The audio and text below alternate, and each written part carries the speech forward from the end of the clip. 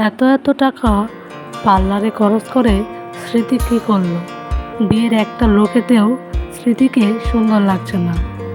এইসব দেখে বাপ্পির তো পুরো মাথায় গরম। স্মৃতি চেয়েছিল তার বিয়ের সাজ অন্যদের বিয়ের থেকে আলাদা হবে, আর এই আলাদা করতে গিয়েই নিজেকে চাপড়ে তৈরি করেছে।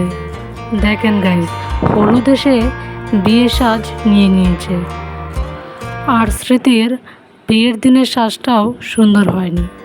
এমনিতে স্মৃতিকে কত সুন্দর লাগে, কিন্তু এই বিয়েতে একটা অনুষ্ঠানেও তাকে ভালো লাগেনি, আর সেও নিজেকে সুন্দর করে গোছাতে পারেনি।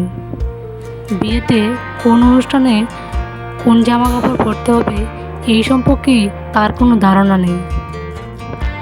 কোনোদিনও সে হিজাব পরে না, হঠাৎ বিয়ের দিনই হিজাব পরতে হলো স্মৃতিকে, আর যার জন্যই তাকে এরকম লাগছে।